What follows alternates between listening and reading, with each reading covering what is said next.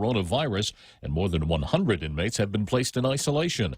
The Washington State Patrol now trying to restore order. No word yet on any injuries. The government says the cupboard is bare of medical masks and gowns. The federal stockpile exhausted. But President Trump says more is on the way. We're going to have masks of about 300 million. They'll be starting to be delivered in May and during the month of June, so we're ordering a big stockpile, and we're thinking about doing an extra 200 million should we need them, or for the stockpile. The president telling the coronavirus task force briefing Wednesday, while the next several days will be difficult in terms of deaths, the numbers of new cases are encouraging. Congressional Democrats planning to appropriate billions for more supplies. The coronavirus now blamed for more than 14,800 deaths in the U.S., more than 40% of those in New York State. The New York Times charges Mayor de Blasio and Governor Cuomo waited too long to close schools and bars and restaurants, and in not doing so may have helped to accelerate the virus spread. Appearing with his brother on CNN, the governor disputing that. You're not going to be able to find a state in the United States of America that moved faster than New York State. We had our first case. 15 days later, I closed the schools. Nobody had called for that. Some health experts are suggesting the whereabouts of people exposed to the virus to be monitored electronically. Attorney General William Barr telling Fox's The Ingram Angle that might be all right temporarily. I'm very concerned about the slippery slope in terms of continuing encroachments on personal liberty. America is listening to Fox News. Guam is home to strong and resolved people. As an island, we regularly deal with the destructive forces of nature together. We at Security Title know that when the storm passes, our families and neighbors will join together to clear the debris, to barbecue whatever is thawing in our freezers, and get back to the business of wholeheartedly living our lives. As our island struggles with the effects of the COVID-19 pandemic, let us remember that this too shall pass. As we stand up to coronavirus by standing back with social distancing, Bank Pacific reminds you that you can come to the bank without going to the bank. Use many of our other delivery platforms like online banking at bankpacific.com, accessing cash at our ATMs, shopping with our debit cards. For businesses, we have secure cash and check drop windows, and we are employing a new smarter mobile app with remote deposit capture in the next few weeks. We're all in this together, and together we will win. Bank Pacific. For others but branches, we place roots. Member FDIC. The federal government says it will prosecute as terrorists people who threaten to spread the coronavirus. 2 men, one in Florida, the other in Texas, are now facing terrorism charges following their arrest last week. This after the Justice Department told federal prosecutors they could charge people under terrorism statutes because the agency considers COVID-19 a biological agent. In the Florida case, James Curry of St. Petersburg was arrested on a domestic violence complaint twice in 2 days, and police say Curry told them, "I got the corona," while coughing on them, then spit on cops the next day. Turns out Curry tested negative for COVID-19. Texas, 39-year-old Christopher Perez is accused of posting on Facebook he paid someone to spread coronavirus at grocery stores in San Antonio. Tom Rigotti, Fox News. British Prime Minister Boris Johnson reported to be making progress in his battle against the coronavirus. He was admitted to the hospital Sunday with a fever and a cough. He's been in intensive care since Monday. A key figure in the impeachment of President Bill Clinton has died. Linda Tripp's secret recordings of then White House intern Monica Lewinsky set off a series of events leading to the impeachment of President Bill Clinton in 1998. Tripp at the time worked in the Pentagon's Public Affairs Office. She turned over tapes of Lewinsky to independent counsel Ken Starr, exposing a sexual relationship between the president and Lewinsky. Clinton's denial of the affair under oath was the basis of a perjury charge in one of 2 articles of impeachment. Tripp was 70 years old. Jared Halpern, Fox News. The body of a grandson of former Maryland Lieutenant Governor Kathleen Kennedy Townsend has been recovered from the Chesapeake Bay. 8-year-old Gideon McKean's body found Wednesday. His mother's body, 40-year-old Maeve Kennedy Townsend McKean, was recovered on Monday. I'm Jack Callahan. This is Fox News.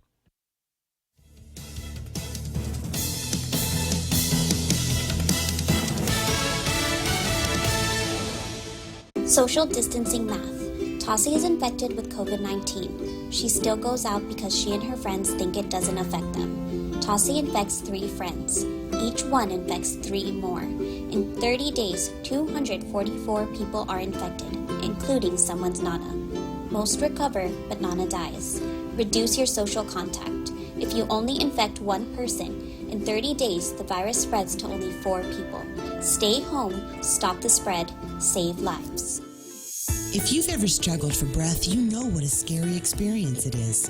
Whether you have asthma, emphysema, COPD, lung cancer, or another respiratory illness, the right medical treatment makes all the difference. GRMC's Pulmonology Clinic has the latest technology and respiratory equipment, staffed by world-class pulmonologists. Make an appointment today with GRMC's Pulmonology Clinic and start breathing easier. GRMC, where patients are partners. Cocoa Coffee Company is now available at Circle K. Single origin coffee beans carefully sourced and locally roasted to give you the freshest cup of coffee Guam has to offer. Grab a cup that's brewed every 30 minutes or purchase a bag of the locally roasted whole beans. Flavors now serving: light medium roasted Ethiopia and medium dark roasted Jamaican Blue Mountain. Exclusively available at Circle K. With every Cocoa Coffee Company purchase, a portion of the proceeds will go towards the Cocoa Recovery Program. Tall Tales with Bob Klitzkie is brought to you by Bank Pacific, banking on the Pacific for 65 years. Welcome to Tall Tales with Bob Klitzkie, the only show on talk radio where common sense is a lot more common. Phone lines are now open at 888-TALK. That's 888-8255. And now, The Point proudly brings you Tall Tales with Senator Bob Klitzkie. A well-regulated militia being necessary to the security of a free state, the right of the people to keep and bear arms shall not be infringed.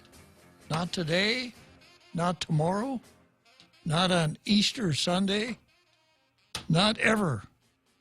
If I have anything to say about it, and I have a lot to say about it, which I'm going to keep saying every day from now until a long, long time. Right, Real Joe Cruz? Forever and ever, sir. Yes, sir. So it kind of gives you a tip-off as to what the program is about. We're about the Bill of Rights, the United States Constitution, individual freedom, rights, responsibilities. We talk about government and how it should be smaller. We talk about politics and how to get the right vantage point on politics so that you'll know the good guys from the bad guys. Sometimes it's not easy. And related subjects. We always start out with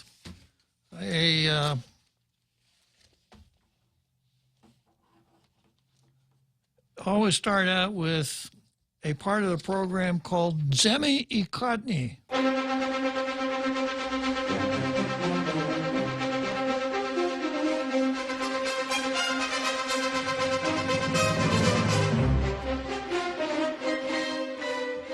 That's my backwards play on my backwards bilingual play on words. You translate it to English, it means meet the press.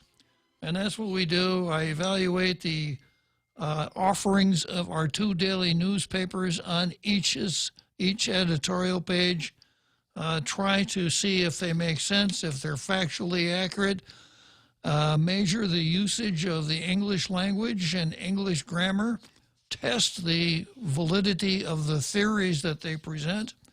Having gone through that exercise, I will determine which of the 2 is the better. And the better will receive a blue star, which most of the time is not much of a struggle. It doesn't require a whole lot of judgment on my part, because the Daily News almost always runs boilerplate from Gannett News Service or USA Today. The Post, on the other hand, runs home-cooked local editorials, and they're usually pretty edgy, pretty good, and the Post gets a lot of blue stars. As a matter of fact, right now the score is Post 183, PDN 57. So today is no exception. Today, the Daily News has an editorial from the Pope. No, not that Pope. Lois Pope. special to USA Today. So Lois Pope, who is a disabled veterans advocate who spearheaded the building of the American Veterans Disabled for Life Memorial in Washington and created Pups for Patriot program at American Humane, has written this to USA Today.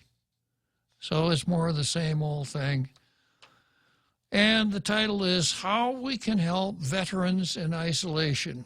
Well, that's probably an interesting subject, something that if you know a veteran and he's in isolation, you might want to spend a little time reading. As much as pro-veteran as I am, as pro-military as I am, I can't really see spending a whole lot of time on this because I don't even classify it as an editorial. So we'll go from there to the Post. And the Post, again, does not disappoint. Now, I have to make a correction because the first word in the Post headline is COVID. And we don't use that word here on Tall Tales, do we, Real Joe Cruz? No, sir, it's Wuhan. Wuhan. So we talk about the Wuhan virus. We don't talk about any COVID-19. We are realistic here. We call things by their real names. So if your last name is parenthesis Titano, close parenthesis, when I say your name on Tall Tales, it's going to sound like this. Titano. I'm not going to leave out those parentheses. Okay, here's what the Post had to say today. Today, Guam senators are expected to discuss legislation that would address the governor's call for more drastic measures to keep the virus that causes Wuhan virus from spreading farther on our island. The governor has restricted people from staying within 6 feet of each other in stores, the post offices, and other public areas that are still open. In addition, she has floated the idea of mobilizing the Guard and the police department to conduct Wuhan virus checkpoints. As described by her administration recently, this plan would allow the checkpoints to turn people around if the reason for their presence on the road is non-essential. Some senators have proposed fines of up to $5,000 or jail time or both. There has also been talk of an island-wide curfew for adults. And the governor, as recently as Wednesday afternoon, she said she leaves the time frame and other parameters to the legislature. I got to stop here for a minute. This curfew for adults, as long as it's not before 9 o'clock at night, I'm okay with it. Me too, sir. I can live with that, yeah. The beauties of being a senior citizen. Okay, on one hand, it's good the governor concedes she can't impose curfews on grown-ups and set up checkpoints to constrain everyday lives of motorists simply by her signature. She at least recognizes her power isn't absolute, and she would need the legislature to sanction these actions. There are those who agree that Guam needs more drastic rules to keep the public from going around, taking the entire family to the grocery store, for example. The Post probably doesn't understand the use of the palabran que fino tomorrow, nay? Gallivanting? Hey, nay? Basta gallivanting? Ilek niya magahaga nay? Basta nay gallivanting? That would be a great PSA. Yeah. Okay. But restrictions on citizens' movement in public is one thing. It's a whole different ballgame to hear that the senators might even consider giving law enforcers the power to break up a family activity in our home and in our yards with our loved ones. what we do in public might be subject to government rules in a public health emergency. However, we as citizens should not be yielding our rights to privacy. Again, I got to stop. Sorry, Post, but you don't have a right to privacy unless you want an abortion or unless you want to marry somebody that's the same sex as you are. Other than that, you don't have a right to privacy. I have before me the United States Constitution. I take this book with me wherever I go, and whenever anybody says, hey, that's unconstitutional, I cheat a little bit because I get the book out and I see what the Constitution says. And if you happen to have the Constitution set up on your word processor, do a search and replace and find the word privacy in the Constitution. Don't waste a whole lot of time, though, because I'll tell you what, it ain't there. The word privacy does not appear in the Constitution. So there's no constitutional right to privacy. Now we got some limited statutory rights to privacy here on Guam. When you're in the ladies' room at the townhouse, somebody can't stick a camera underneath the wall of underneath that partition. But, you know, to get all carried away about privacy, not a good use of our creative talents, because we don't have a right to privacy. Now, when you're in your home, let me just stop here for a second. A little, get out your Law and Order notebook there, Real Joe Cruz.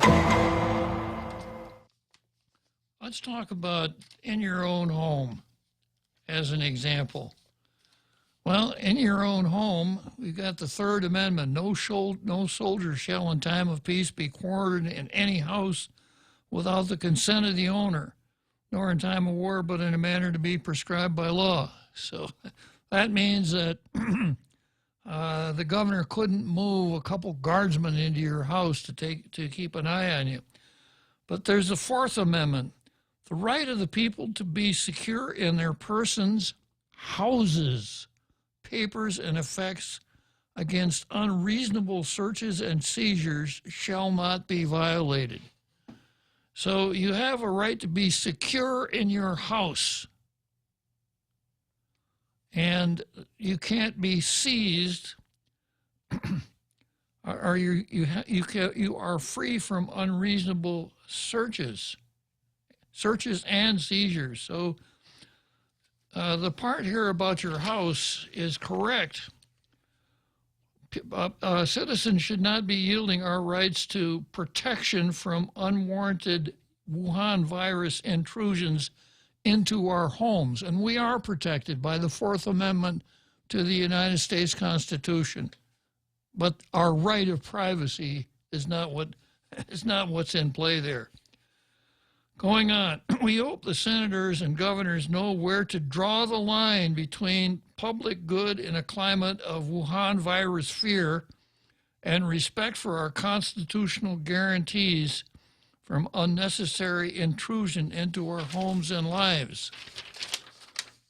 I don't think they do, and I'm going to spend a lot of time on that today because you remember I spent some time on the bill introduced by the Silly Six yesterday.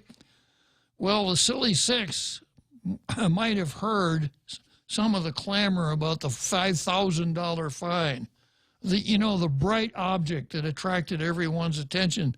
So they've come up with a substitute bill, and it's sillier than the first bill.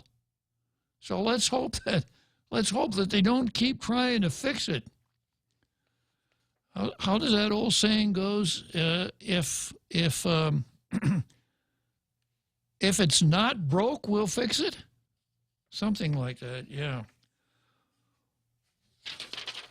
The governor, in response to calls from some to completely lock down Guam, did say this was impossible. As you were the governor, in response to calls from some to completely lock down Guam, did say This was impossible, quote, in a free society protected by a constitution which guarantees certain fundamental rights. With the governor's statement so far, maybe we don't have to worry that much. Be worried. Be very worried.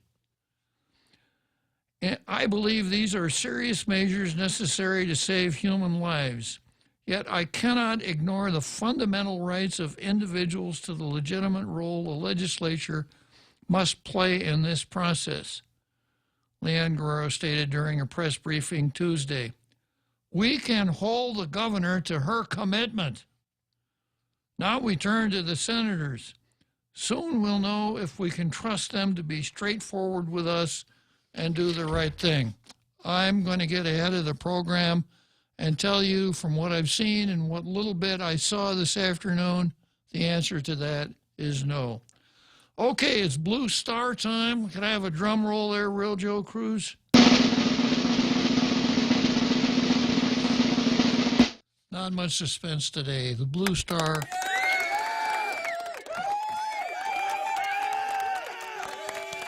Once again goes to the Post. That takes the Post up to 184.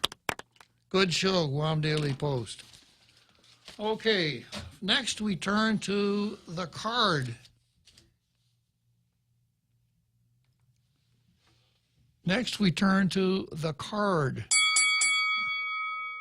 Thank you, Real Joke. I thought maybe I was ahead of myself there. Sorry, it was the AM Real Joe Cruz that made a mistake. Yeah, for those who are not familiar with some of the conventions here on the Point, we have a Ray Gibson show at 6 o'clock in the morning, 6 till 10, great radio show.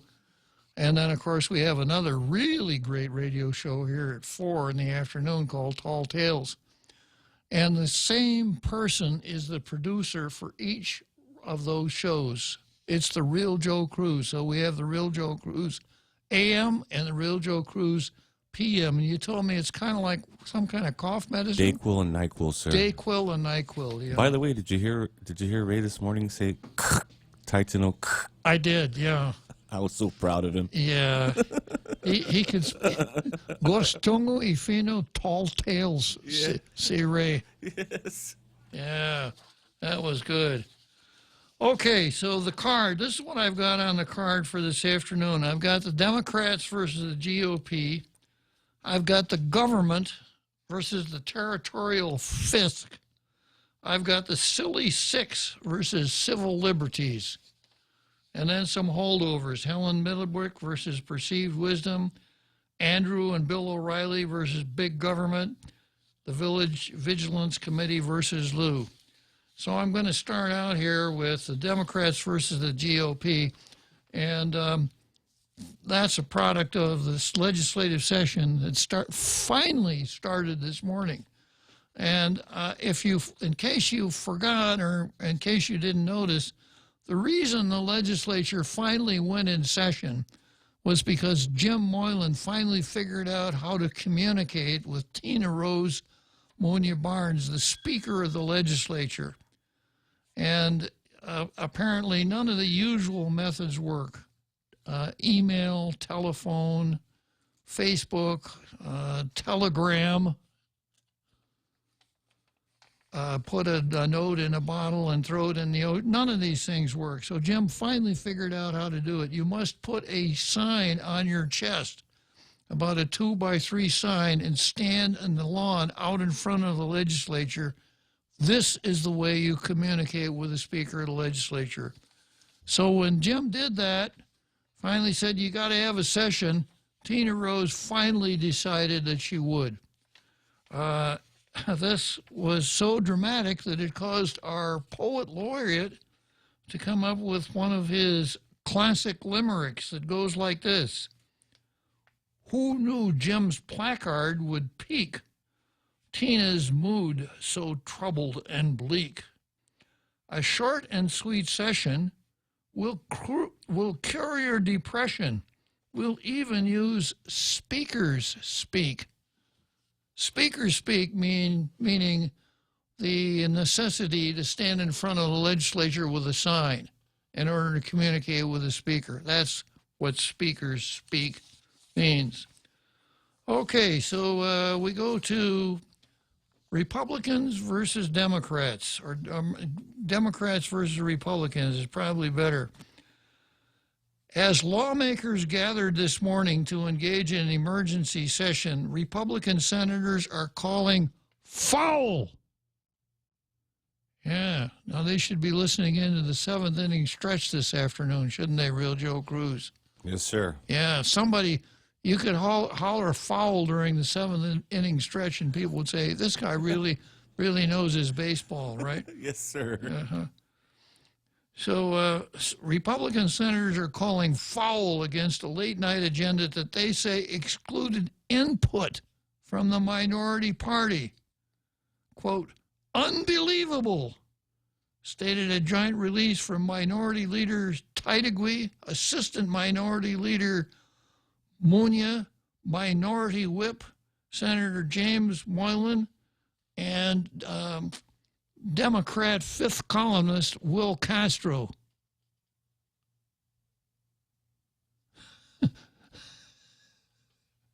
Yeah, they listed him here with the Republicans. I don't know if it's a typo or maybe they just recognize that he's a Democrat fifth columnist. At a time when we must come together as a community, the first act of the ruling majority is to adopt an after-the-fact session agenda and without input from any of the four objecting senators, the release stated.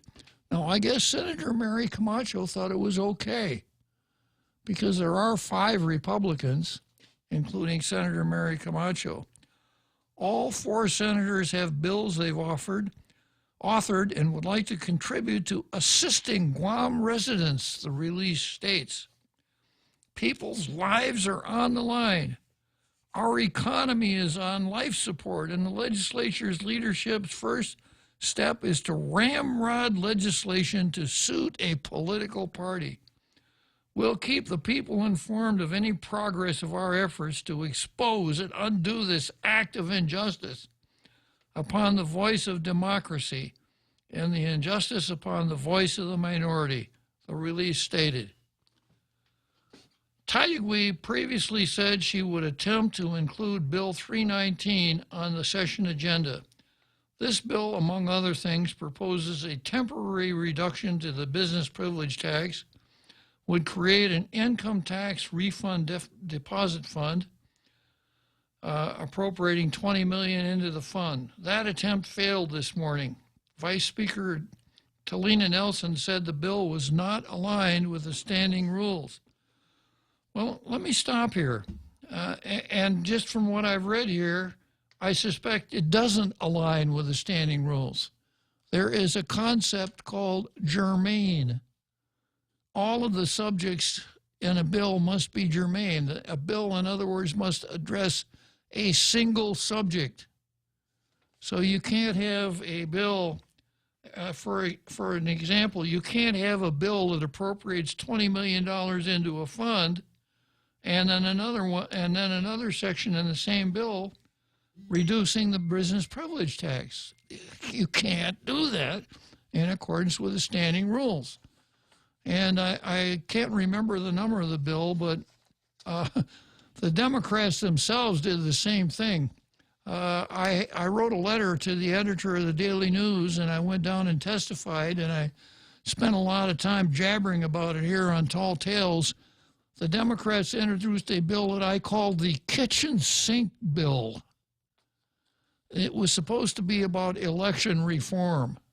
It had 8 different sections, and it really was 8 different bills all rolled into one piece of paper. And my testimony said, I just thought I'd help you out here a little bit. You got everything in there except for one thing. You forgot the kitchen sink. So there is a logical fallacy that might be handy if you like to get into debates with your brother-in-law. It's called the et tu quoque fallacy. And that's fancy Latin meaning, and you do it too. So when somebody says, Donald Trump did this, that, and the other thing, the et tu quoque would be to come back and say, well, you remember when Barack Obama did the same thing? So the Democrats did the same thing. But I think the logic of childhood mathematics would be the what lawyers call the ratio decidendi here, the ruling principle. The Democrats did it with the kitchen sink bill, and Tello's trying to do it with her bill today, and the childhood mathematical logic is this: 2 wrongs don't make a right. Okay, let's come back after the break. The Extra Point with Jerry Roberts of Guam Training. Hi, I'm Jerry Roberts, and every day on The Ray Gibson Show, I get to comment on the incredibly diverse, fun, challenging, sometimes frustrating, often exciting, but always interesting world of work. I hope you'll be there with us. You can find daily transcripts of The Extra Point at guamtraining.com. Tune in every weekday morning at 7:20 for The Extra Point with Jerry Roberts, brought to you by Guahan Insurance Services and First Hawaiian Bank on 93.3 The Point. Everyone has a busy schedule these days, and sometimes we forget to schedule our routine dental checkup and cleaning. Don't neglect your dental health. Schedule one today with Dr. Robert Yang and his Smile Team, conveniently located at the East West Business Center on Marine Drive, Upper Tumon. Call us today at 647-8702 or 3. Again, that's 647-8702 or 647-8703. We make smiles happen. Tall Tales with Bob Klitzkie is brought to you by Horizon Properties. Call 646-7616 or 777-7792, and you can also visit them at horizonpropertiesguam.com. We now return to Tall Tales with Bob Klitzkie, soaring over the confusion with his superpowers of truth. Call 888-TALK. That's 888-8255. One of the really fun parts of being the host of the preeminent afternoon talk show here in the Western Pacific is the humor, the supply of humor from our international radio listening audience. As an example, Andrew tells us on Facebook that the governor has come up with a new executive order that when you're out on the highway, there must be a 60-foot distance between all cars. And I've got something here that I guess because of the Wuhan virus quarantines and stuff, this guy has to stay in a dorm. So this is a WhatsApp I got from a dorm. And he says that 3 lefts make a right. 2 wrongs don't make a right, but 3 lefts do make a right. Yeah, I hadn't thought of it in those terms. If that's the case, then we're in bad shape because there's so many lefties in that legislature. Yeah, well, anyhow. And I saw something here it's a little bit on the thick side, but I think a very good thing to talk about right now. It's from Ishmael. And Ishmael says the deontological class of ethics theory states that people should adhere to their obligations and duties when engaged in decision-making when ethics are in play. This means that a person will follow his or her obligations. I don't know about that, Ishmael. His or her obligations? What could he have said, Real Joe Cruz? There? Yeah. Yeah. His or her obligations. And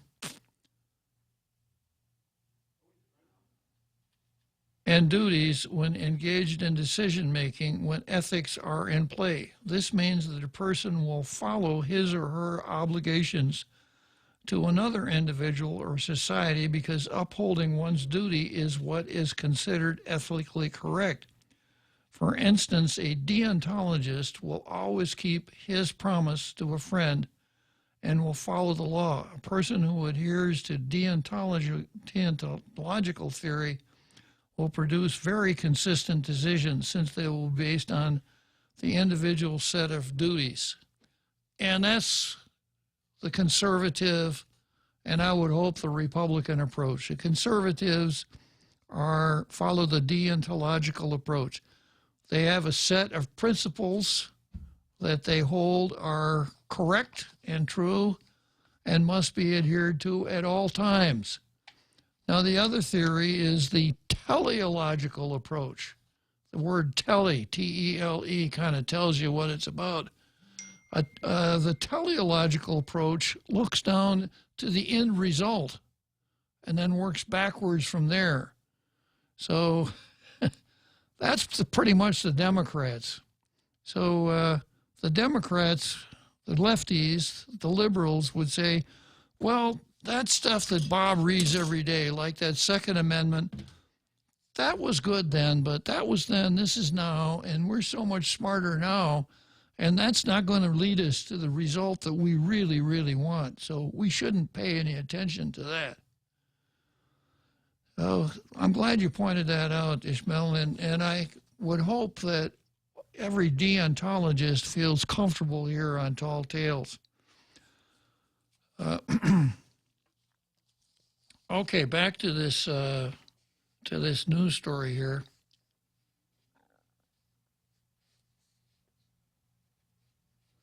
Tydigui previously said she would attempt to include. Okay, that's the one that was not in accordance with the standing rules, and unfortunately for Tydigui, Nelson's right. If your bill contains non-germane items, now there was a time when a bill that didn't pass the germaneness test would never get out of the Rules Committee. It would never be referred to a committee. And if it were never referred to a committee, it would never have a public hearing. If it never had a public hearing, it would never get on the legislative agenda. But of course, today, right out of the chute, Tina Rose Munya Barnes said that if a bill had a draft certificate of emergency accompanying it, she'd sign it because of the Wuhan virus. So I watched this. I watched Senator Tydigui try to get her bill on the agenda. And wow, I mean, I think without going into too much detail, I think they're better at writing press releases than they are in engaging in parliamentary maneuvering on the floor of the legislature. I've seen some half-hearted attempts to get a bill on the agenda before, but this was an Academy Award performance. Okay, in light of that, Tydigui is also attempting to get Bill 322 on the floor. That measure specifically creates a tax refund reserve fund for the expedited payment of refunds. Otherwise, the session agenda contains some 30 bills related to public health emergency and Wuhan virus, none of which have had a public hearing. Speaker Tina Rose Munya Barnes waived public hearing requirements certifying the existence of emergency conditions. The measures also include a bill that would grant the governor additional emergency powers and create penalties for anyone violating the governor's executive orders. We got a lot to say about that when I get to that part of the card. Next paragraph. Also on the agenda is a recently introduced bipartisan measure intended to provide cash for eligible taxpayers as they wait for federal stimulus aid, Bill 340, or the Recovery, Income Support, and Empowerment Act. Now, this paragraph says that it has bipartisan support. I have the bill right here, I think, and I will read the names of the sponsors, maybe.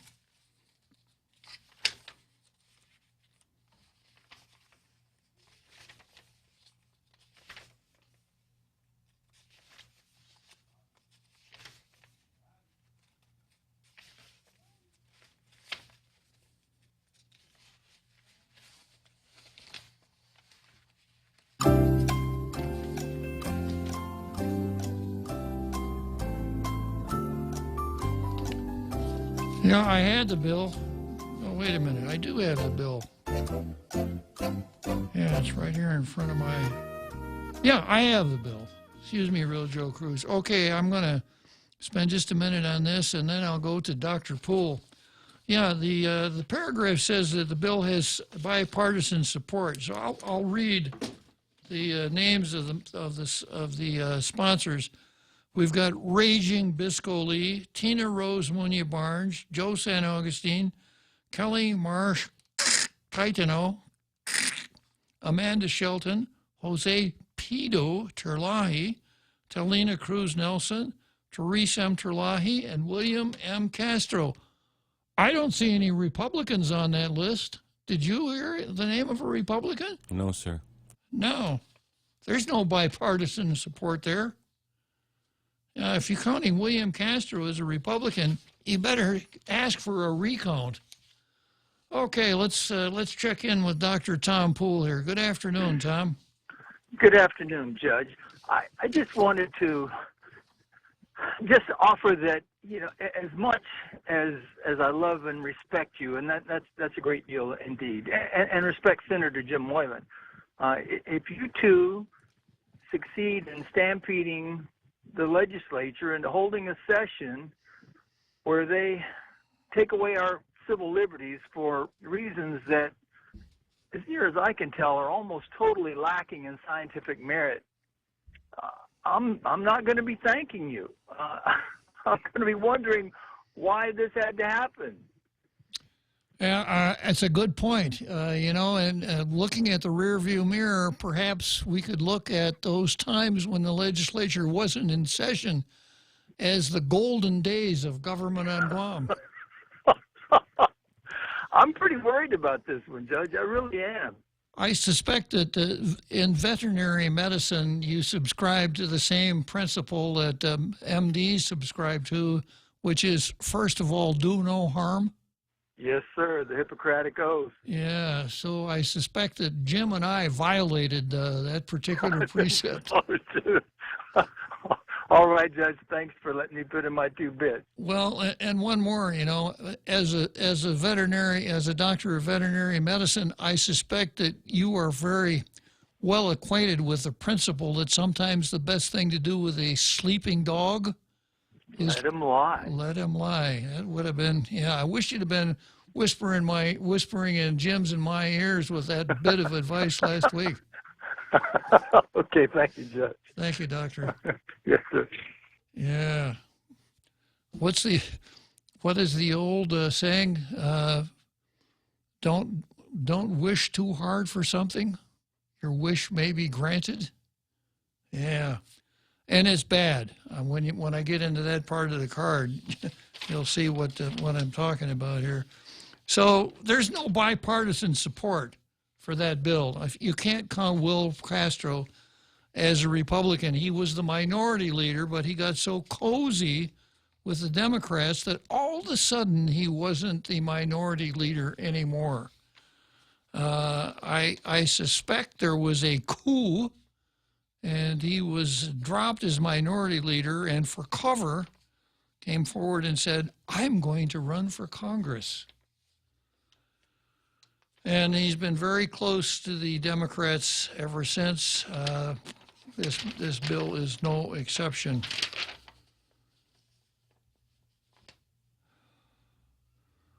I will talk about the RISE Act. It got a rise out of me, but not for the reasons that the sponsors thought that it would. Okay, moving right along to the next item on the card is the government versus the fisc. And the fisc, F-I-S-C, it's a word that you find in words like fiscal, and it means money. So when we talk about the territorial fisc, we're talking about the money available to the territorial government. And that's why I call this government versus the fisc. It's not the legislature, it's not the government, it's both of them. It's the whole government versus the money available to the legislature. And I start out here with this erroneously labeled bipartisan bill. It's got 1, 2, 3, 4, 5, 6, 7, 8, 9, eight Democrats and Will Castro. That's not a bipartisan bill. And what it does, it's another giveaway money bill. And again, I'm a little bit critical about the drafting conventions that this legislature uses. Now, this one has 6 sections, but it's not codified. So if this became law, there would be no way that you could find it in the Guam Code annotated because code numbers have not been assigned to it. Now, it's easier to do it that way because, if Law and Order notebooks, again, Real Joe Cruz, the way a bill is drafted, this is how it ordinarily goes, although they may have a different way of doing it down there. Let's say that you wanted to change a regulation dealing with animal, or to make a regulation dealing with animals for Dr. Tom Poole, right? You don't start out with a blank piece of paper and start out like you're writing a fairy tale, once upon a time. The first thing you do is you survey the code and find out what other laws are or what other law is in the code dealing with the same or similar subjects. And you find out if there are other laws that may have a bearing on the subject that you want to address. For instance, if you wanted to do something about stray cows, for an instance, you'd look for that in the code, and then you check the criminal code to see if there is any criminal provision dealing with estrays. So after you figured out what the law on the books already is, then you figure out where the law that you want to draft fits into the code. And sometimes it fits into the code in 7 different places. Take a look at the Every Child Act, and you'll find that it amends code sections throughout the code. So then you figure out what sections are going to be that you're going to deal with. You come up with the language for those sections, and you figure out what the coding is. So if you wanted to add something to Title 19, Chapter 2, that would be if the first section in Chapter 2 would be Section 201.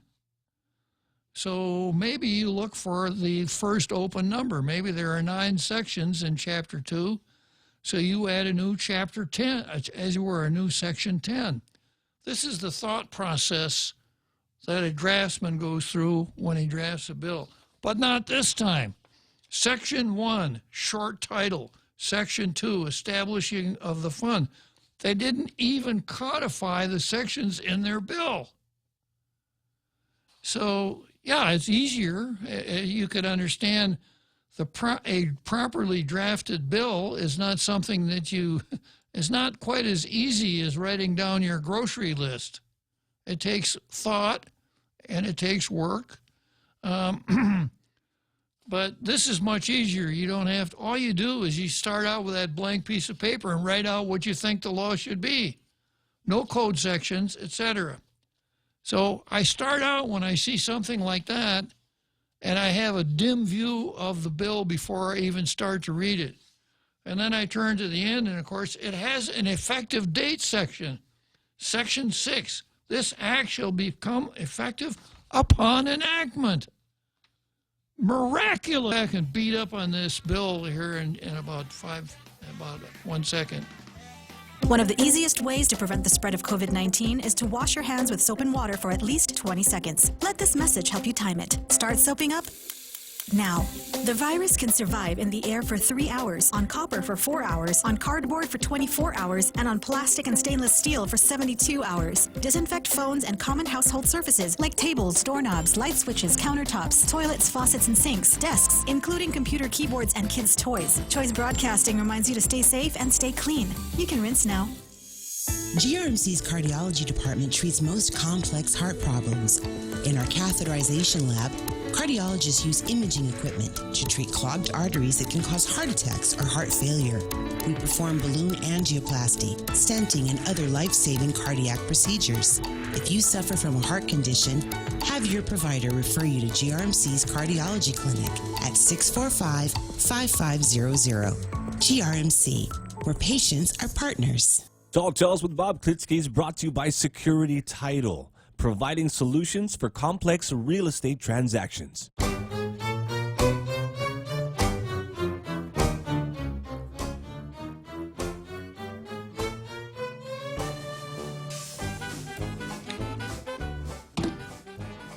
Okay, so here we are again, back getting ready for that big halftime show that we all enjoy so much. I got about 8 minutes until that big halftime show comes along. So this is Raging Bisco Lee's bill, along with a cast of 8 others, including the Republican fifth columnist, Will Castro. And it's a nice bill. It's a giveaway bill. So it would give $400 to some people and $800 to a married couple. There's a phase out of $40,000 for a single person, $80,000 for a couple, etc. A real nice thing. Give the people money.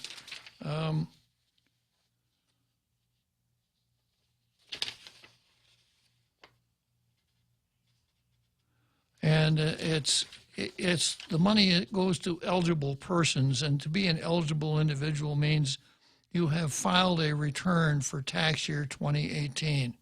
That's it. And you're being an eligible person. So $400 a head, $800 per couple. Now, of course, I always have to ask this really nasty question when I find these giveaway bills. Who's going to pay for it? And here's the answer. Section 4, notwithstanding any other provision of law, rule, or regulation, the governor is authorized to transfer up to $15 million to the Department of Revenue and Taxation for the purposes of this act, as may be available from the following: fiscal year 2020 appropriations, fiscal 2020 special appropriations, the 2% general fund deposit requirement for a section number, but what it is the so-called rainy day fund, and any funds received pursuant to another code section. Any funds transferred pursuant to this act shall only be used for the purposes of this act. So what we're doing is we're dipping into the Treasury and we're giving away money. Now, one of the items on the card here is in fact, this item is the government of Guam versus the territorial fisc, and I'll come back to this in just a second. So what we're going to do is we're going to give everybody who filed a tax return in 2018 $400 a piece. That's a lot of money. And really? Yeah. It is a lot of money. You remember one of the rules on Tall Tales is that thou shalt never use the word only in front of a sum of money. Only that? It's only $400? No. To me, $400 is a substantial chunk of change. It is if you bought a hot dog for a nickel. Yeah. Yeah, like back when I was a kid. Yeah. So this will achieve the objectives of Raging Bisco Lee and the Republicans and, the Democrats and the fellow traveler. It's a great exercise in pandering. She's already got some earned media out of it, and this will give her the opportunity to say, I was looking out for the little people. I feel your pain. I know what you're going through. I wanted each of you to have $40,000. but the best I could do was 400. So I know you'll really, really appreciate that. And, you know, it must have been really important to her to put together such a piece of junk. And then for the others that sign, you know, if the other 8 would sign it, I'm tempted to go down to the legislature and ask for some counter checks. Go to the bank and ask for some counter checks, you know, on non-personalized checks, and then give them to senators and say, could you sign this for me? Because apparently they'll sign just about anything without even looking at it and seeing what it's all about. Okay, so that's the first example I'm going to make here, the government versus the fisc. And there's an article here, April 8. Governor Lou Leon Guerrero said her administration has no plans to follow Saipan's lead and terminate or furlough any GovGuam employees. But she is acknowledging that the island's economy may take a few years to recover. Right now, I am not planning any furloughs for government employees. She added the terminations and layoffs of GovGuam employees would only create more people in need of assistance. And GovGuam, she said, has sufficient funds to make payday for its employees, at least for now.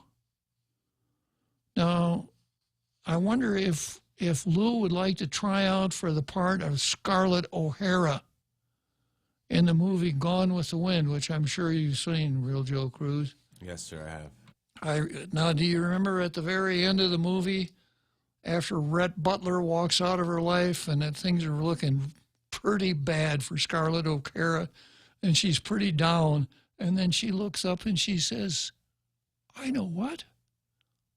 I'll think about that tomorrow. I remember that now. So Governor Leon Guerrero, when she's talking about the money, she says, I've got enough money to make payroll, at least for now. Governor, how about after next payroll? Well, it's, I know. I'll think about that tomorrow. Very good. You know, Governor Leon Guerrero, when you're done being a governor, you could probably go to Hollywood and get some really juicy roles. Governor goes on to say, right now with our financials that we are looking at, we're still able to make payroll. Does this use of words give you confidence? We're still able to make payroll. Or we can make payroll at least for now. So I guess the idea is, you know, to spend the money till it's all gone and then say, oh my goodness, horror of horrors, we can't make payroll. Okay, let's break for that big halftime show and we'll come back and I'll clue you in a little bit more on the government versus the territorial fisc.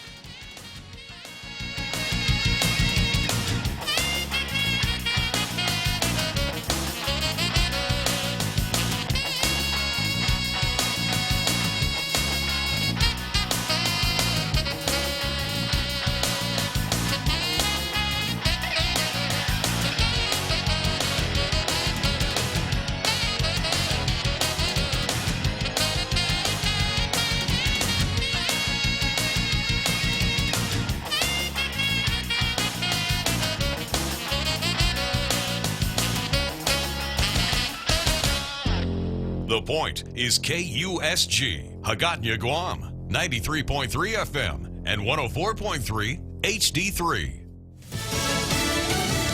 Should have acted more quickly. I'm Jack Callahan, Fox News.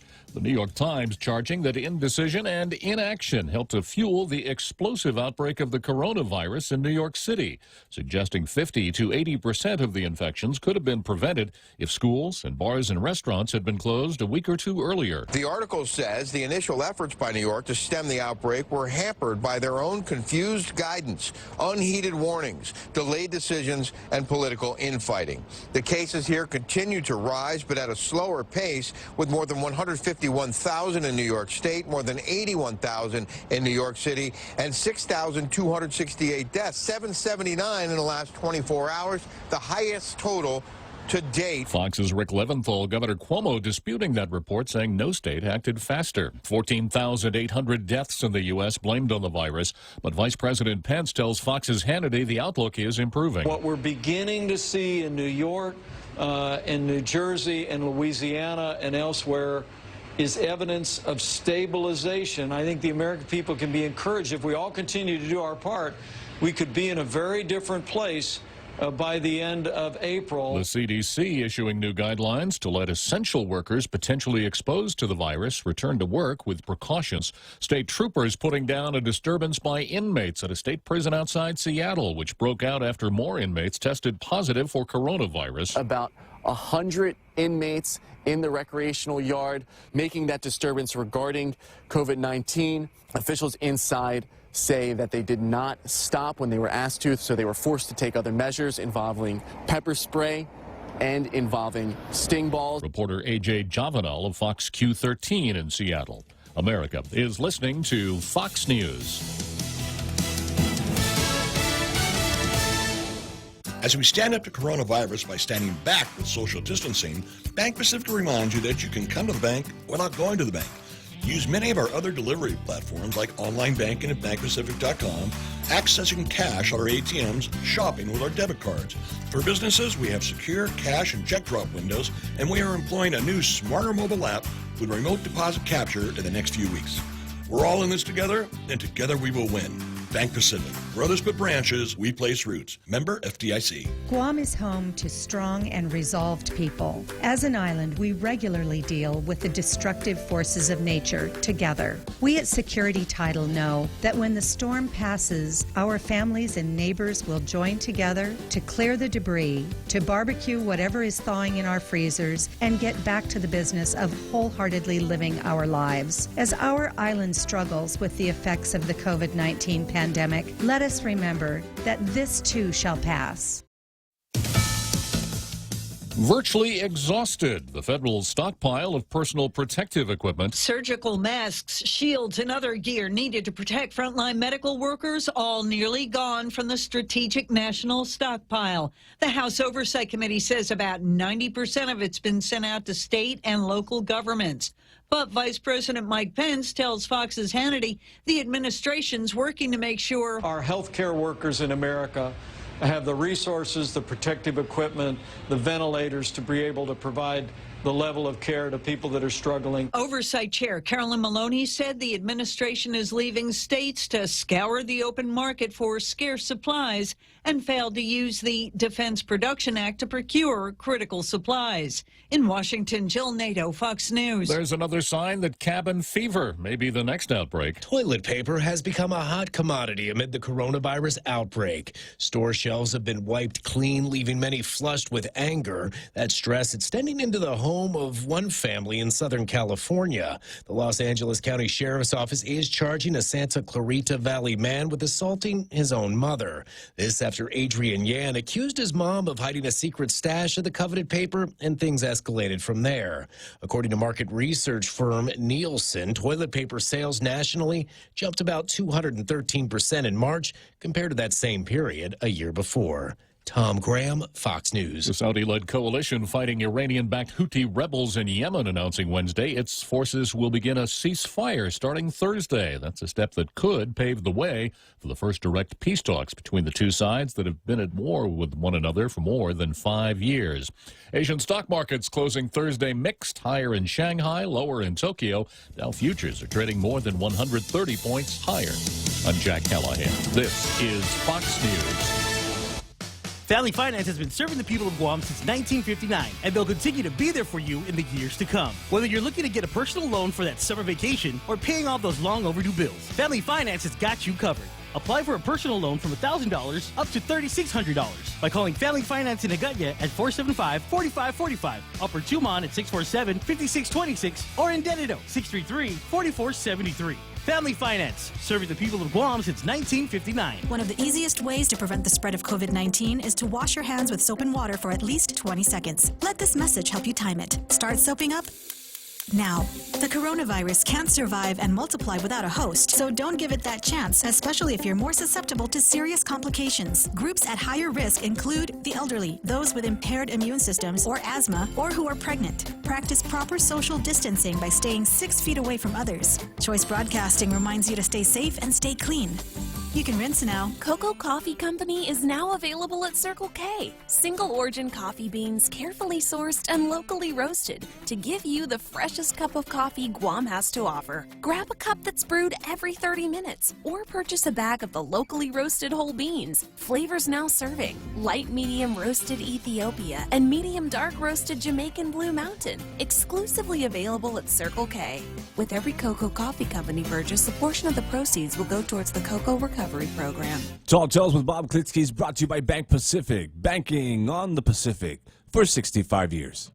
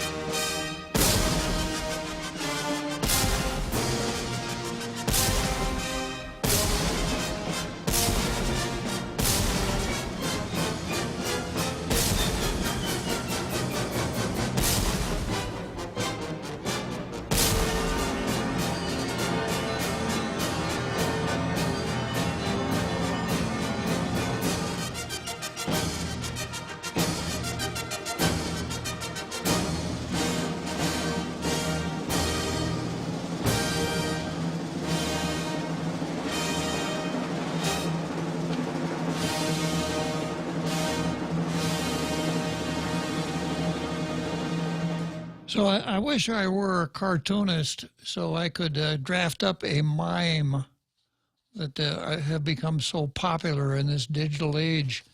But perhaps you can imagine how this would look. A figure of our Governor Lou Leon Guerrero, and the ground that she's walking on is labeled fiscal minefield. Oh. And here's our Governor Lou Leon Guerrero. How does she walk through a fiscal minefield? Puts her fingers in her ears. Closes her eyes and walks on her tiptoes. You know, as talented as I am, that's one thing that I'm not talented enough to do. Too bad. Anyhow, you could see it in the theater of the mind, right, Real Joe Cruz? Yes, sir, I could. Yeah. So she said, I'm back to this news article here.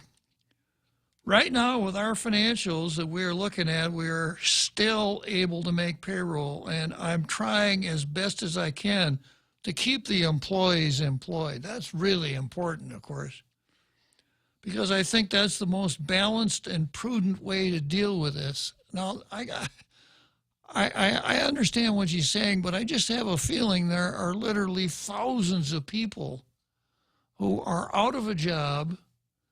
They're worried about their rent. They're worried about just making ends meet, just getting through it on a day-by-day basis. And they read this in the paper, and they know that Lou is saying, this is the prudent way to do it. Have thousands of government employees staying home and watching television and drawing full pay. This is, you know, if you got to do it, I can understand it, but you cannot use the word prudent, Lou. Go back to your dictionary and find the word prudent just doesn't fit here. Then Lou goes on and says, if I can continue paying our employees, I will continue paying our employees. That sounds like someone else that we used to talk about, but we don't talk about anymore, doesn't it? Yeah. Yes, sir. May he rest in peace. Yeah. still, the damage being done to the island's economy is severe. The bond rating agency Standard & Poor today downgraded various GovGuam bonds to negative from stable, citing the significant decline in tourism activity due to health and safety risks posed by the coronavirus pandemic. Oh, I screwed up. Wuhan virus pandemic. Well, if I were writing this for Standard and Poor's, I would say due to health and safety risks posed by Wuhan virus and the carefree spending of the government of Guam. We have no tourists. Our tourist industry, I would say, is below zero. Predictions are that we would have a negative tourist arrival of close to 700,000. It's dire straits for our economy, the governor said, and the prospects for a quick recovery this year are dim. There are estimations that it will take anywhere from 1 to 2 years to totally recover from this pandemic. Boy, that's a long time to have government employees sitting home watching TV and drawing full pay, isn't it? Now, when Lou was a senator back in the 27th Guam legislature, we had a fiscal emergency caused by Typhoon Pangsangwa, and we had to take some really drastic measures. The obligatory hiring freeze. Most employees were cut down to 32-hour weeks, meaning a 20% decrease in their salaries. Even the legislature cut its salary from $55,307 down to $40,000. Yeah. So, and the reason we did that was the governor said that this was necessary in order to keep the government solvent. But apparently solvency is no problem to Lou so long as she can make payroll. And when she can't, when the government becomes insolvent, I know, I'll think about that tomorrow. Okay, so a good example now, you can't put all the blame just on Lou. A good example here is Raging Bisco Lee, and let's see, how many others are there? 1, 2, 3, 4, 5, 6, 7, 8. Raging Bisco Lee and the Crazy Eight with their Recovery Income Support and Empowerment Act. Empowerment, that's what we want to do, empower people. So we know that there's some money coming from the national government to be paid to individuals, ex gratia payments. We know that it's coming. We know that our Washington delegate had a plan to try to help get it here sooner. That didn't go anywhere. So what we have here is a plan to give away money even in the face of this money coming from Washington. So it could be that the checks arrive on the same day. The big difference, though, is that the national government is not troubled by such things as debt. The national government can incur an almost unlimited amount of debt and still keep cranking out checks. Right now, our national debt is $22 trillion. We can't do that here, but what we can do is we can pander, and we can start laying the foundation for our re-election campaigns, because the election comes up pretty quick. Okay, so we have that. Here's the next item on what did I call this? The government versus the territorial fisc. This is Bill 326, introduced by Talina Nelson and Amanda Shelton. And this is relative to specifying hazard pay recipients in light of the the Wuhan virus epidemic. A legislature in Guam finds that the Wuhan virus pandemic has become an overwhelming public health emergency, impacting disaster relief workers and civilians that are needed and required to assist in providing essential goods and services during a time of need. Can I have an orchestral accompaniment for this one, Real Joe Cruz? Maybe something from Wagner. How about Die Valkyrie, something like that? I don't think I have that, sir. That's too bad. All right.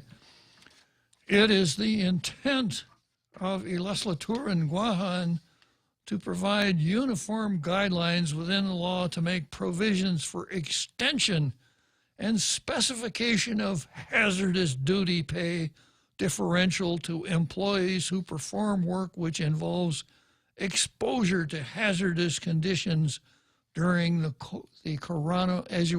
Wuhan virus pandemic. Okay, now this adds some sections to Chapter 32 in Title 10. A new 32-120.1, and going back to drafting, sometimes that's the draftsman's tool. He finds a section where something that he wants to do would fit, rather than rewriting that whole section. He will do a point 1 and add his language to the point 1. That's fairly good draftsmanship. I wonder who did it. I wonder who they hired from outside the legislature to do it. Okay, and then the way the section is set out doesn't comply with their rules. It starts out with a Arabic number 1. Number 1, any government of Guam. Now here is the real kicker. Fasten your seatbelts here. Any government of Guam or private sector employee who in the line and scope of his or her employment, 25% of the individual's pay to essential employees of either an autonomous agency of the government of Guam, semi-autonomous agency of the government of Guam, or private sector company in the course of their duties are in direct contact or in close proximity to a population infected with or may reasonably be suspected to be infected with Wuhan virus. Now, the writing here, again, is really bad. The formatting of the section is wrong, and the writing is really bad. Here's how it goes. Any government of Guam or private sector employee who in the line and scope of his or her duty, category 1, 25% of the individual, it doesn't read right. But I see what she's saying here. So what she's doing is she's giving a 25% bonus to any government of Guam employee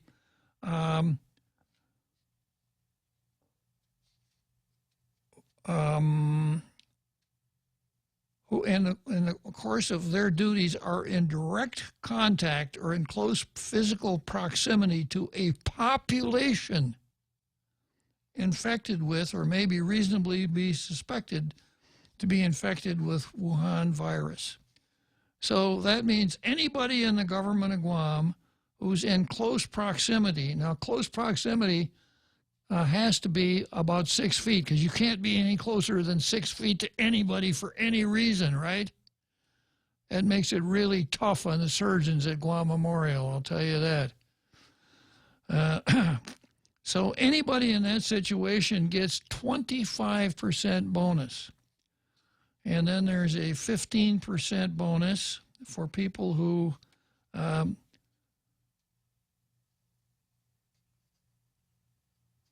may incidentally come in contact with or close physical proximity with the population.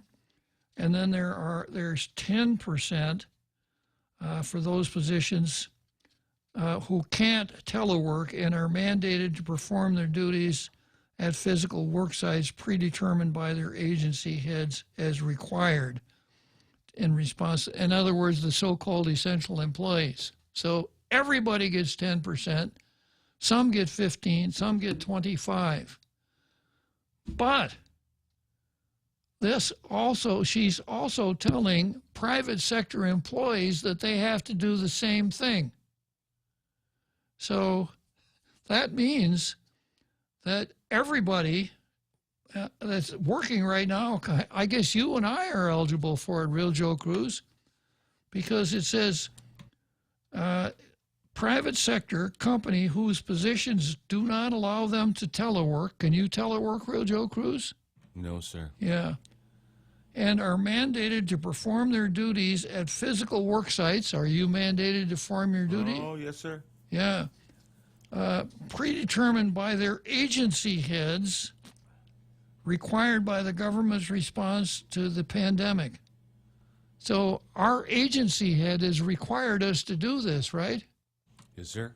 I suspect that Ray didn't know that he was an agency head.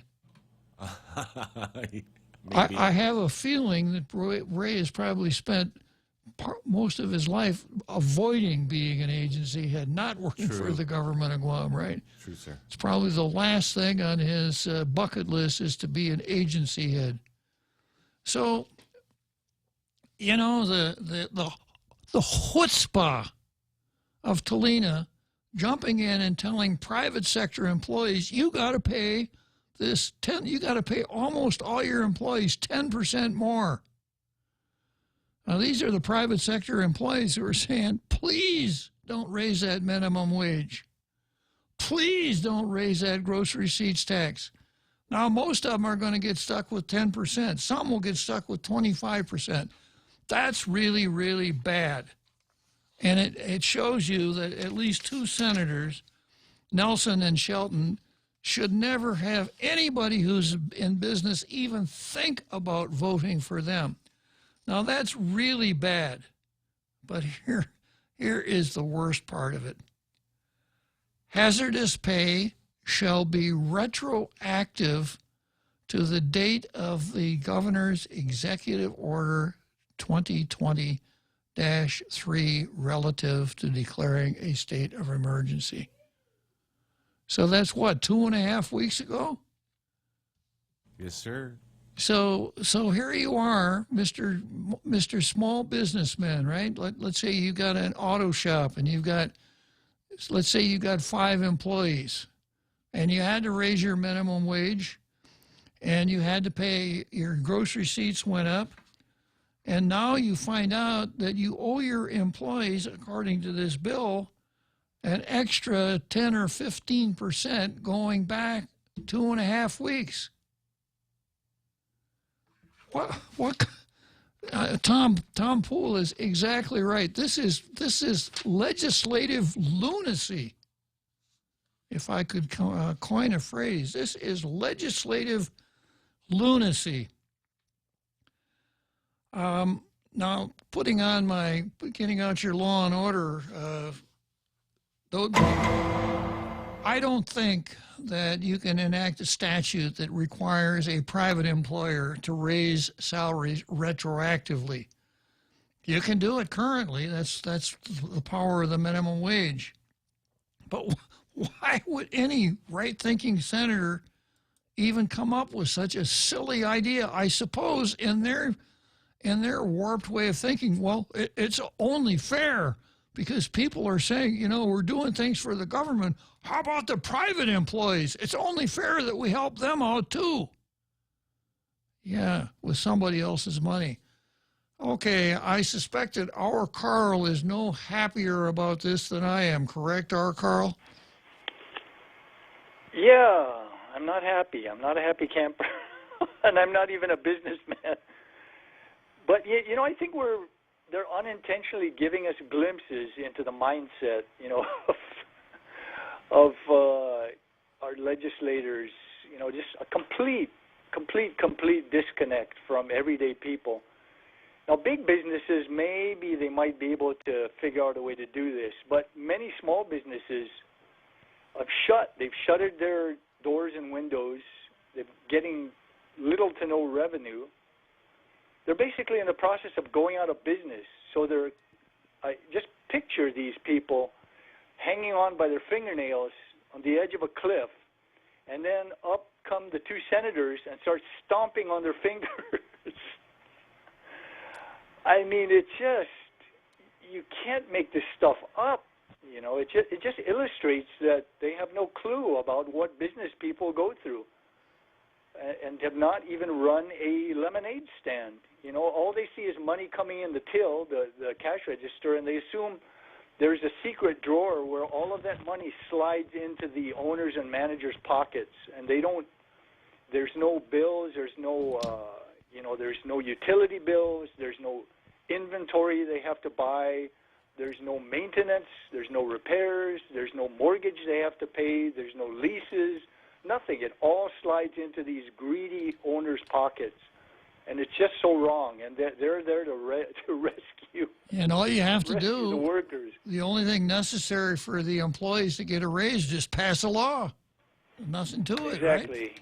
Yeah, and it just illustrates why we need people, at least some people in the legislature, who have actually run businesses, small businesses, medium businesses, and know the struggles of people working 10, 12, 14 hours a day, and some of them sweating, spending sleepless nights wondering how in the world they're going to make payroll and try to keep their business going. But more than half the businesses fail in the first 5 years.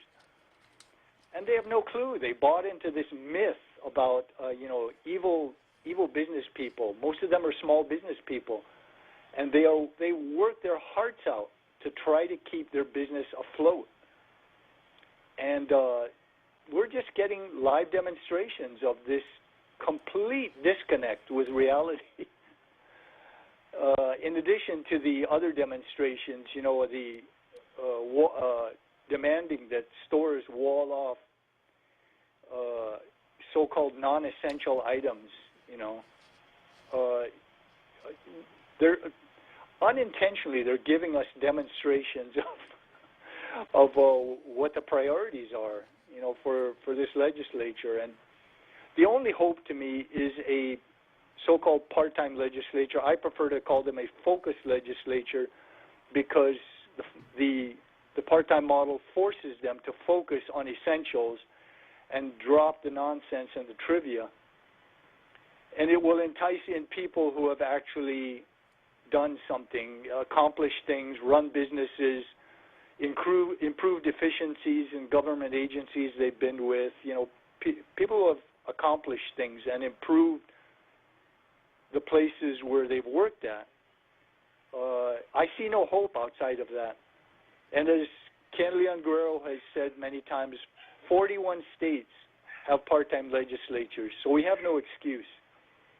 Anyway, Bob, thank you for allowing me to blow off a little steam. I do appreciate it, and please continue. Another excellent show.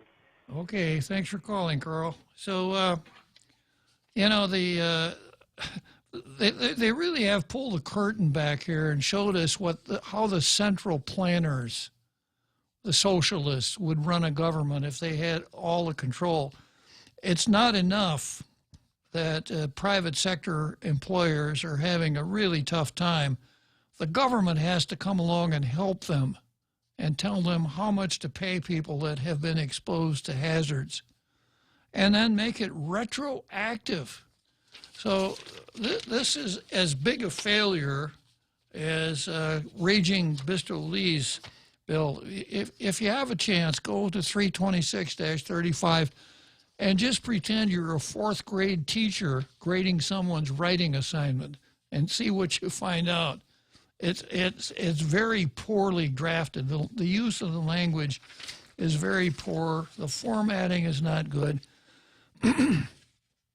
I suppose that those considerations pale in front of the idea that the legislature thinks that they can come along and make employers make retroactive payments on a salary increase that they've pulled out of thin air, especially nowadays when there's no public hearing, where employers can't come down to the legislature and pound on the table, which kind of goes back to my initial objection when Lou did away or basically defanged the open government law. This is what happens when there's no public input. There's no easy way to curb the craziness. Now, this is just the bill. Now let's take a look at the bill in the environment in which it lives. It's going to raise salaries by 25%. Now, a couple days ago, I pointed out to you that in the Guam personnel rules, there is a rule that says when the government shuts down because of hazardous conditions, government employees stay home and get paid. But those who have to come to work get double pay already. So anybody who's working right now, anybody who's on the government, who's a government employee and is not working, draws his regular pay. Anybody who's on the government payroll and is working is drawing double his government pay. Okay, in addition to that, last week, the governor, by executive order, came along with her own hazardous pay schedule. We spent some time talking about that on the program. Okay, seventh inning stretch, and I'll come back to Nelson's masterpiece here after the seventh inning stretch.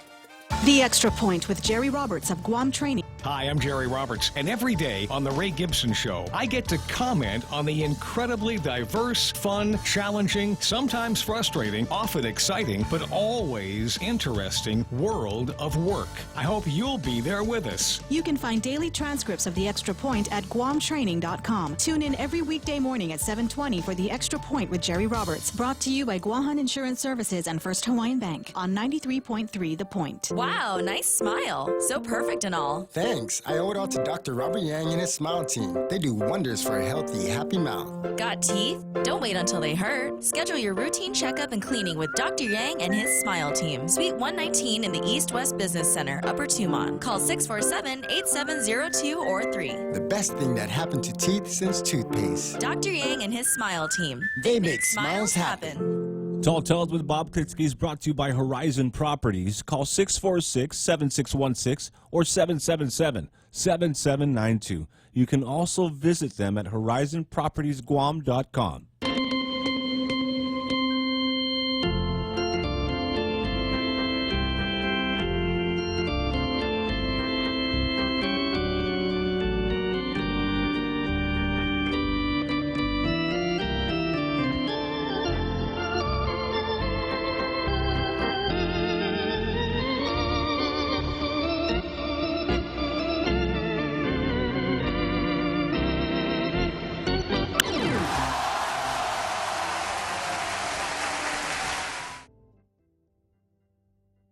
Wrigley Field, Chicago, a real revenue generator for Talina Nelson with the kind of revenue they make on ticket sales there.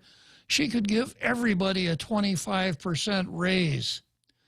So the temerity of a senator to put this in a bill and then put her name on the top of it, and Shelton also. I don't know. Maybe they have a hammer and sickle in their office somewhere. It's beyond belief. And then, of course, the money is so that we have money to burn. And then I was explaining that anybody in the government of Guam right now who's a government of Guam employee gets paid for staying home. A government of Guam employee who actually goes to work draws double pay. The governor came out with what she said was her hazardous pay by executive order, 25%. And now Talina wants to come along with another 25%. So Mike Middlebrook very helpfully put a post on Facebook here telling how these things were done in the federal government. You start out with a base pay, and then you add the other enhancements to the base pay. I don't think we would do that here, because we could figure out ways of wasting more money. You start out with base pay. Let's start out with $1,000, $1,000 base pay. Okay, an average Joe, a mythical character, an average Joe stays home. How much money does he make? $1,000 a week. An average Joe actually works. How much money does the average Joe make? $2,000 a week. The governor's executive order giving him 25% hazardous pay. The average Joe works in a hazardous occupation, so he gets 25% of $2,000. That takes him up to $2,500, right? And then Talina comes along and says, you know, we got to give these people that work in these hazardous places, we got to give them more money. Let's give them a 25% bonus. So that's 25% of $2,500. How much is that, real Joe Cruz, mathematical wizard that you are? 25% of $2,500? Yeah. It's about $750. Okay, so that takes it up Maybe to $750. Well, if that's the case, that takes it up to $3,250, right? I'm no genius, sir. Yeah. you just play the part of a genius on Tall Tales, Yes, right? sir. It's just your role. That's right, sir. Well, you carry it off very well, real Joe Cruz. Thank you. Yeah. So this at a time when our governor says things like, we can make payroll so far. I think we can make payroll. You know, when that is a real threat, it's a real threat whether or not the government is going to be able to pay all these people who are staying home. Because you stop and think about it. I haven't seen the numbers. I don't think any of us ever will, because the numbers are all kept in a black box at the Bureau of Budget and Management Research. But given the fact that the economy is basically shut down, what do you think that does to gross receipts tax? Really cuts the bottom out of gross receipts tax. I would suspect that we're lucky if we're collecting half the amount of gross receipts tax we ordinarily collect. A lot of people aren't working. So if a lot of people aren't working, for those that aren't working, how much income tax is withheld from their paycheck? None, because they don't get a paycheck. So we're not bringing in very much income tax. Now, but payroll tax, usually the biggest revenue day of the year for the government of Guam is, guess what, real Joe Cruz? What, sir? April 15. Wow. That's the day everybody goes down and pays taxes. So that week, you know, people are going down, they're writing checks, they're paying their taxes, etc. That's usually the big week for the government of Guam. What's going to happen on April 15 this year? Well, possibly the offices of the Department of Revenue and Taxation will be open, but it's doubtful because of the lockdown, and taxes are not due until August 15 this year. They've been pushed back 90 days. So that big windfall that usually comes in on April 15 is not going to come in either. So you have to figure those things, plus the employment, the withholding, both those taxes, withholding tax and gross receipts, have to be declining, because the farther we get into this, the more layoffs there'll be, the slower business becomes. So we're just not bringing in the money that we ordinarily do. But Lou said, as long as I can make the government payroll, I'm going to keep doing it. And then we have Raging Bisco Lee and Talina Nelson trying their hardest to give away money. In both cases when it's absolutely unnecessary. And for Talina, a real irony is this. She wrote a letter to the governor of Guam saying, our personnel rules and regulations require double pay for everybody who's working. She put that in the form of a letter and send it to the governor. So she can't say, oh, I didn't know about the personnel rules, because she brought it to the governor's attention. And then she comes back with this. Wow. You know, you can't find people like this. You couldn't, in random selection, you couldn't take 5,000 people and select some of the talent, select people that exhibit some of the talent that we see in our legislature. You'd have to have a very well-tuned selective criteria to find people that can come up with ideas like this in times like this. Okay, so then next we come to the silly six versus, next item on the card, silly six versus civil liberties. And if you've forgotten who the silly six are, I will repeat their names. We've got Tina Rose Munya Barnes. We've got Jose Pido Terlahi. We've got Amanda L. Shelton. We've got Regine, as you were raging, Bisco Lee. We've got Kelly Marsh Titano, PhD. And we've got Joe S. San Augustine. You remember that they introduced this draconian bill that said that anybody who violates the governor's executive order is subject to a year in jail and a $5,000 fine. Remember that? And I roundly criticized that bill.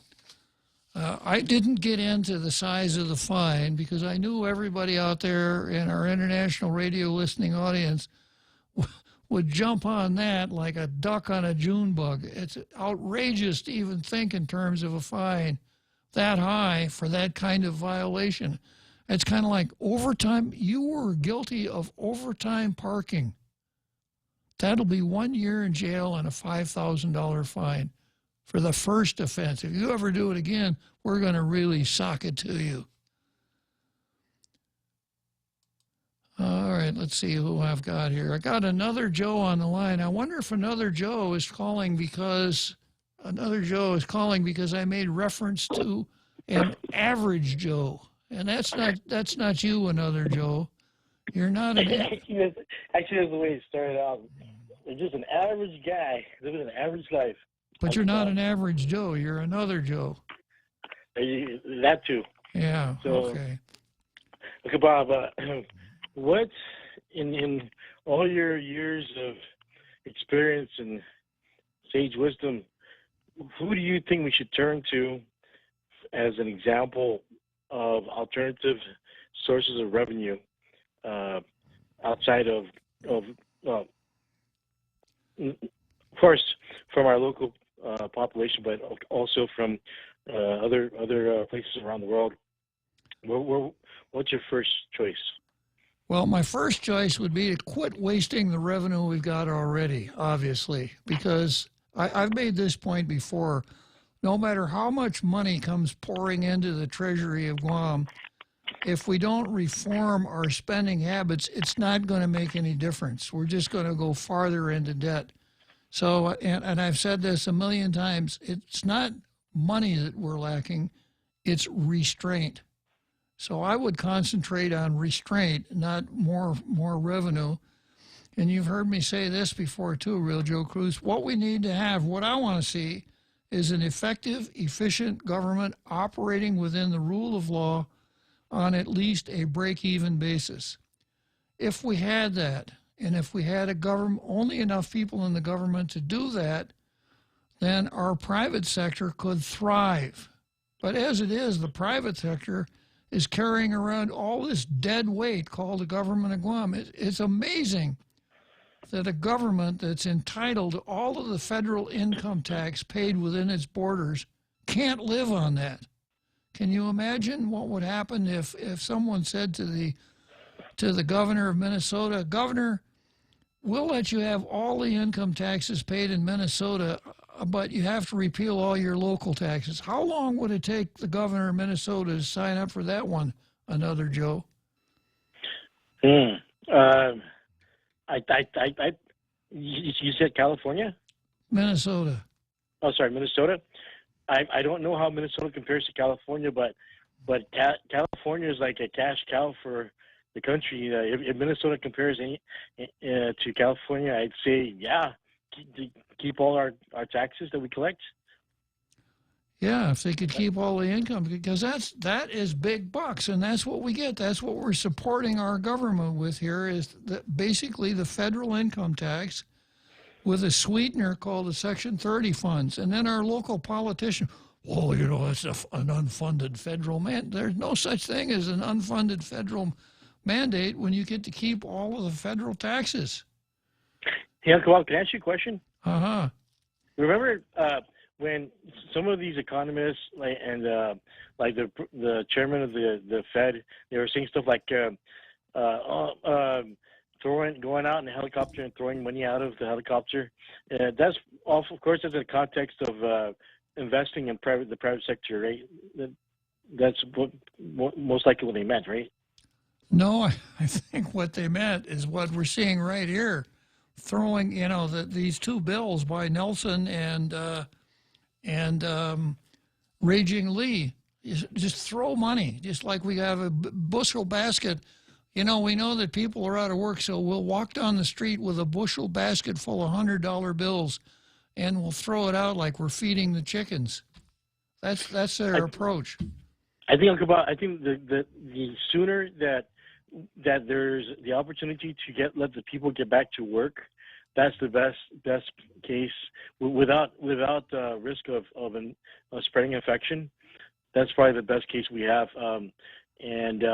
But we need, as you said, restraint, and we need more information. I think we have to do our homework and see what the scientists have to say. I don't know. Has the CDC had any opinion about Guam's situation? I beg your pardon?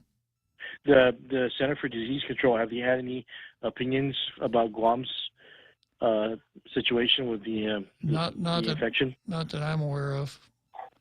I think that's probably one of the things that would be a determining factor as to how soon we can get back to normalcy. But I'll bet that you and the Real Joe wish that you could broadcast on Saturday and Sunday.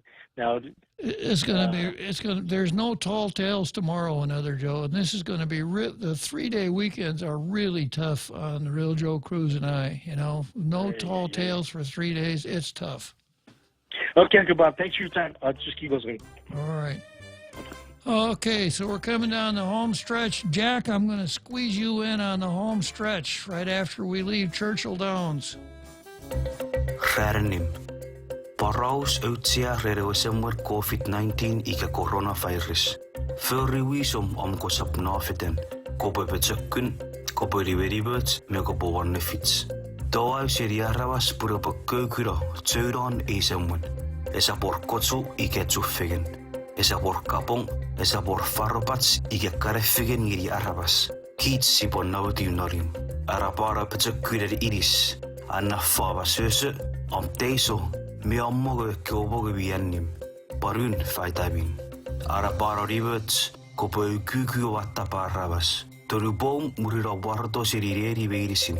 Kosa vattapa vesom, potum me avum. Toru fitsi boom meia kiattaporajan. Ei paraus, aitto seri, atski office manielu, McCunison Resource Center, Mekko Stationin, Choice Broadcasting. Talk Tells with Bob Klitzkie is brought to you by Bank Pacific, banking on the Pacific for 65 years.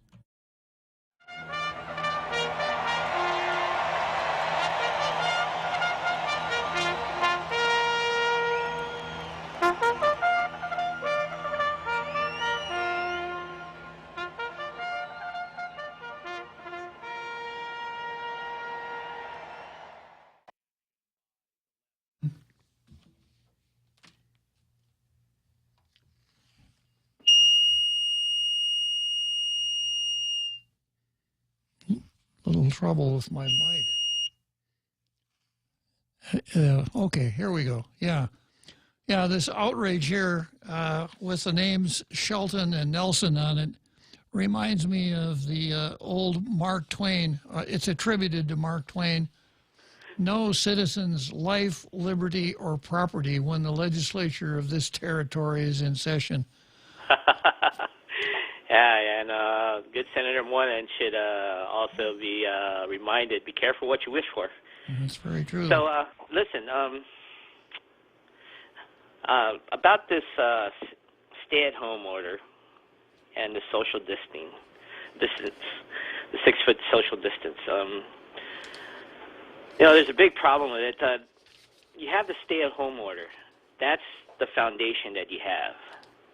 And if you need to leave your home, you need to maintain a 6 feet distance. So let's just, for argument's sake, say that Stephanie, Flores, and all those people around that poker table violated the 6 feet of social distance. Hang on a second, Jack. I don't know if I can talk about this on the air. The FCC might shut us down. It's a personnel matter. Yeah, but guess who else violated the executive order? Senator Moylan violated with his cohorts, because the law says you need to stay at home, and if you need be, and have to get out there, and you're around other people, you maintain that 6 feet. There's no necessity for him to be down there at the legislature with his cohorts, with those postcards or whatever. If he wanted to, he had other alternatives. He could borrow cousin Joe Addis Hertz there and put all his posters that he wanted and park it out there in front of the legislature. He didn't have to stand out there, and neither did all those people that were with him, regardless if they were 6 feet. That's not what the law is or the executive order. The executive order is if you need be. And there was no necessity for them. So, where are the grown-ups in our society? Well, as far as Senator Moylan is concerned, I wonder if Lou has been in touch with French Guiana. Oh my gosh! Because it might very well be that for an egregious offense like Moylan has committed, they might haul him off to Devil's Island. Well, isn't it a French Guiana? Isn't that where Jim Jones was too? I might be wrong in that. Yeah, I think you're right, Jack. Yeah. Yeah, but anyways, so we need to be. Let's act like adults. Stop weaponizing this disease. On our own society. It seems that we have enough to deal with the reality of the Wuhan virus. I mean, do we really need to weaponize it politically? And that's what's happening here. And it's a shame. We're approaching Easter. And, Good Friday's tomorrow. And, like I said before, those people down at the legislature, Good Friday's around the corner. You're better than this. And you and Chris and J.I. Cruz and whoever else was down there, you did nobody any favors. Well, Jack, I see Senator Moylan as a hero. And one of the reasons that I see him as a hero is that not so long ago I did the same thing myself. Back in 2003, I had a big sign made up that said, "Roll back the GRT." And I stationed myself on Marine Corps Drive down in East Agania. I was the only one out there at the beginning. And then the other 5 Republicans joined us, and we started to build some momentum, and ultimately we got the GRT rolled back, but we were dealing with almost exactly the same situation that the Republicans are dealing with now. The speaker then was Ben Pangilinan, but in 2 years I was able to get one bill through the legislature, And that one bill amended the open government law so that it applied to elected boards and commissions. As enacted, it hadn't. Well, and even then, Jack, it was not placed on the agenda in the ordinary matter through the Rules Committee, etc. I had to stand up. I went around and got everybody to co-sponsor it. And then I had to stand up on the floor and make a motion to add it to the agenda. And there was even some opposition to that motion. So I see the exact same thing happening this time. The Democrats are going to freeze the Republicans out. And if I think had it not been for Moylan, we might not be having this session right now. So if there's any weaponization, I would say it's not a weaponization, it's a stealth plan, because apparently Lou doesn't want the legislature to meet because she knows that they're going to be talking about things that'll embarrass her. So the stealth is, we can't meet because of the Wuhan virus. And finally, when Lou decided that she was acting ultra vires her own authority, then she said, we have to meet now. So if there's any weaponization, I'm not going to ding Jim Moylan for it, Jack. Well, Bob, it's actually two different things because there was no virus back then. In other words, we have something Jack, here. I don't want to get into to colloquy or something like that. It's not a colloquy. It's a real deal. I said I don't want to get into an argumentum et tu quoque, okay? But what I'm saying is this, that if you are dealing with an intransigent majority, then ordinary parliamentary procedure is not going to get you anywhere at all. And the fact that we happen to be dealing with the Wuhan virus, I think, only accentuates what I just said. So yeah, it's not the same thing as 2003, Jack. You win that argument. Pick up the marbles. Well, Bob, there's no marbles here. It's just that I have to take care of people in the most dangerous phases. And if I come back in contact with Moylan or Chris Duenas or whoever gets contact with them, I mean, we don't know whether they have it or not. I could say that about every single person I know. I don't even know if the real Joe Cruz has it or not. I'm so fortunate. I'm so fortunate that there are two panes of glass between me and the real Joe Cruz. I suspect he considers himself even more fortunate than I. Well, the point is, Bob, is that all these draconian measures have been done because just follow the rules. It's the same thing with what's happening in the Navy in the past. Just follow the rules. I know you might not agree with it. I know they might be cumbersome, but they're there, I'm old school. Jack, I'm going to let you have the last word today. Go ahead. All right, happy Easter, Bob. Happy Easter to you, Jack. So long.